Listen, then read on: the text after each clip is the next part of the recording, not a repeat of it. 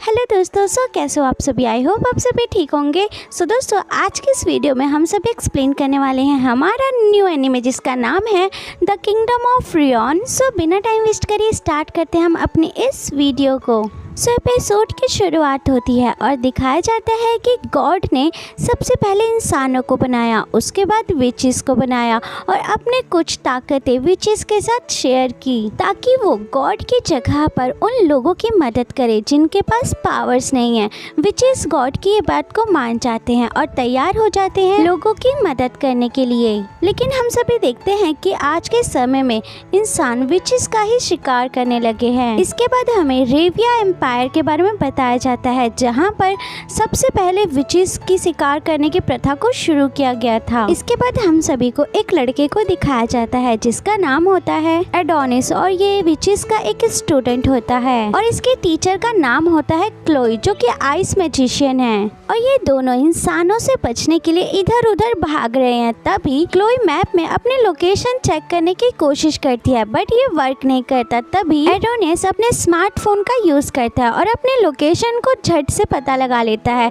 जिसको देखकर क्लोई गुस्से में चिल्लाती है कि अरे बेवकूफ, ये तुमने क्या किया। अगर तुम स्मार्टफोन का यूज करोगे तो उन सभी को पता चल जाएगा कि हम कहाँ पर है। एडोनिस बोलता है मैम आप टेंशन मत लो, मैंने अपने फोन की सेटिंग को इस तरीके से कर रखा है कि उन लोगों को कुछ भी पता नहीं चलेगा। क्लोई एडोनिस के सर पर एक तो घूंसे मारती है और बोलती है तुम अपना ज्यादा दिमाग मत चलाओ और अपना काम करो। एडोनिस क्लोई से बोलता है आखिर हम कब तक इंसानों से भागते रहेंगे और आखिर क्यों। क्लोई कहती है क्योंकि मैं एक विच हूँ, जब तक इंसान विचेस के बारे में ऐसे थिंकिंग रखना बंद नहीं कर देते तब तक हमें ऐसे ही भागते रहना पड़ेगा। क्लोई की ये बात सुनकर एडोनिस काफी सैड हो जाता है। तभी क्लोई एडोनिस के कंधे पर हाथ रखती है और बोलती है तुम इतना सैड मत हो, हमें जल्दी से कोई ऐसी जगह ढूंढनी पड़ेगी जहाँ पर इंसान विचेस के साथ अच्छा बर्ताव करते हो और हम वहाँ पर सुकून से रह सके, और अगर वहाँ कोई स्कूल मिल गया तो तुम वहाँ पर पढ़ाई भी कर सकते हो। तभी एडोनिस बोलता है नहीं, मुझे किसी भी स्कूल की जरूरत नहीं है, मैं तुम्हारे साथ ही पढ़ना चाहता हूँ। तभी क्लोई मजाक करती है और बोलती है ओहो क्या बात है, तुम्हें तो बड़ी लड़कियाँ बहुत पसंद है। बट तभी एडोनिस मन में सोचता है आखिर क्लोई कैसी है, उसको बिल्कुल भी गुस्सा नहीं आता। इंसान जो कुछ भी हमारे साथ करते हैं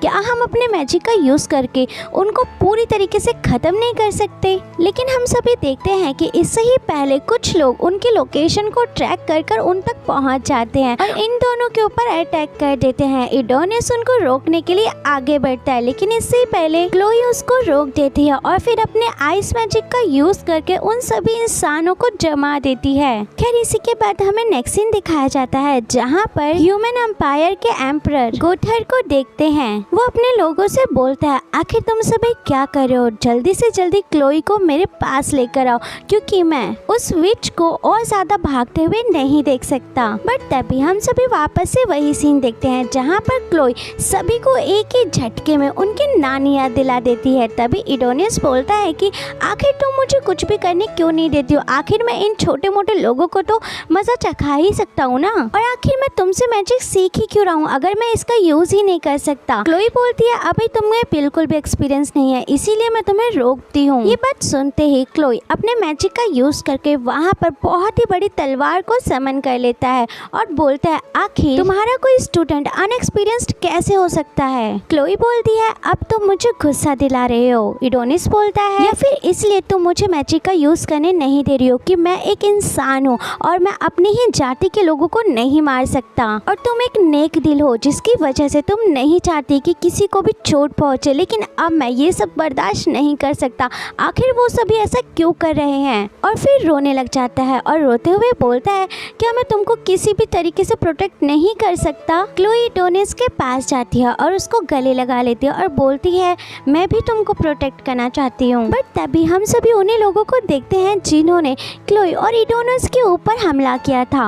वो लोग एक बहुत ही बड़े टेलीपोर्टेशन का यूज करते हैं और एडोनिस और क्लोई दोनों को ही एक साथ टेलीपोर्ट करने लग जाते हैं। ये टेक्नोलॉजी देखकर क्लोई भी काफी हैरान हो जाती है, क्योंकि एक विच भी इतना बड़ा टेलीपोर्टेशन मैजिक का यूज नहीं कर सकते। खैर इसके बाद हमें नेक्स्ट सीन दिखाया जाता है जहाँ पर कैथो लोगों के बीच में स्पीच देने आया होता है। वो अपने मुकुट को नीचे उतार के रख देता है और बोलता है, मैं अब किसी एम्परर की तरह नहीं, मैं एक नॉर्मल इंसान की तरह आप सभी से बातें करूंगा। फिर बोलता है, कई डिजास्टर, कई महामारियों की वजह से आखिर कब तक हम विचेस के आगे झुकते रहेंगे और उनसे भीख मांगते रहेंगे, और कब तक हम उनसे डरते रहेंगे? क्या इंसान हमेशा उनके मैजिक के आगे दब कर रहेंगे? नहीं, ऐसा कभी नहीं हो सकता, क्योंकि हमारा भी हक है अपनी स्वतंत्रता के साथ रहने का। आज हमारे कितने सारे प्लेन हवा में स्वतंत्रता के साथ उड़ रहे हैं और कितने सारे इलेक्ट्रॉनिक ट्रेन एक सिटी से दूसरी सिटीज में जा रही हैं। और इंसानों का दिमाग और इंटेलिजेंस की वजह से आज हम सभी के हाथ में स्मार्टफोन्स है और हमारा एम्पायर आज एक नई टेक्नोलॉजी यहाँ पर लेकर आया है। हम लोग कमजोर बिल्कुल नहीं है, हमारे अंदर बहुत ताकत है और हम बिना किसी मैजिक के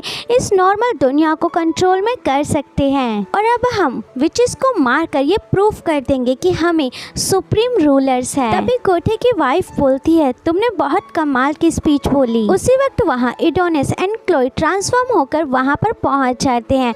क्लोई को कुछ भी समझ नहीं आ रहा होता कि आखिर यहाँ पर चल क्या रहा है। तभी उसकी नजर गोटे के ऊपर पड़ती है। गोटे क्लोई को बोलता है, आखिर तुम्हारा स्वागत है। एडोनिस अपना पेन लेकर गोटे के ऊपर अटैक करने चाहता है, लेकिन इससे ही पहले गार्ड्स उसको रोक लेते हैं। गोटे एडोनिस को देखकर अपनी वाइफ से बोलता है, ये वही बच्चा है जिसे तुमने पैदा किया है, आखिर इस दुनिया में चल क्या रहा है। दूसरी तरफ क्लोई गुस्से में आ जाती है और बोलती है, हे इंसानों के राजा, अगर तुम्हें तुम्हारे इंसान की जान प्यारी है तो जल्दी से मेरे स्टूडेंट को छोड़ दो, वरना तुम्हारा एक भी इंसान यहाँ बचेगा नहीं। और फिर वो अपने आइस मैजिक एब्सोल्यूट जीरो को यूज करती है और बोलती है, अगर तुम चुप हो इसका मतलब कि तुम तैयार हो जाओ ये सब भुगतने के लिए। एडोनिस एक इंसान है जिसकी वजह से मैंने अब तक तुम सभी को कुछ नहीं किया, क्योंकि अगर मैं तुम सभी को मार देती तो एडोनिस के पास घर जाने के लिए कुछ नहीं बचता, इसीलिए मैंने अब तक तुम सभी को जिंदा रखा, लेकिन अब तुम तैयार हो जाओ। बट हम सभी देखते हैं कि एक ही झटके में क्लोई का मैजिक चुकना चूर हो जाता है। अपने मैजिक को टुकड़ों में टूटता देख क्लोई हैरान हो जाती है। गोथे बोलता है, तुम कभी नहीं समझ सकती हमारी साइंस को कि आखिर हमने क्या हासिल किया है। इसके बाद हमें दिखाया जाता है कि इंसानों ने एक नए तरीके का डिवाइस बनाया है जिसका नाम होता है STM2। ये मैजिक को ही सरपास कर सकता है। इसके बाद गोथे क्लोई के पास जाता है और उसके कपड़े सभी के सामने फाड़ देता है और बोलता है, बिना मैजिक के तुम एक बस आम और लाचार औरत हो और कुछ भी नहीं। और वहाँ मौजूद सभी लोग क्लोई की हेल्प करने के बजाय उसकी वीडियो बनाते हैं, जिसको देखकर एडोनिस को काफी गुस्सा आता है और बोलता है, मैं तुम सभी को मार डालूंगा। बट वो कुछ भी नहीं कर पाता क्योंकि उसको सभी गार्ड्स ने पकड़ रखा था। गोथे बोलता है, ये लड़का बहुत शोर मचा रहा है, जल्दी से इसको खत्म कर दो। क्लोई देखती है कि एडोनिस खतरे में है। उसकी जान बचाने के लिए क्लोई गोथे के पैर के आगे गिर जाती है और बोलने लग जाती है, प्लीज उसको छोड़ दो, उसको कुछ मत करना। हाँ तुमने सही बोला, विचेस को खत्म हो जाना चाहिए, उनको जीना नहीं चाहिए, लेकिन एडोनिस को कुछ भी मत करो, क्योंकि एडोनिस भी एक इंसान है। उसको बचपन में मैंने बस किडनैप कर लिया था, उसको मैंने अपने बच्चे की तरह पाला है, इसीलिए भले ही मेरे साथ कुछ भी कर लो लेकिन उसको यहाँ से जाने दो।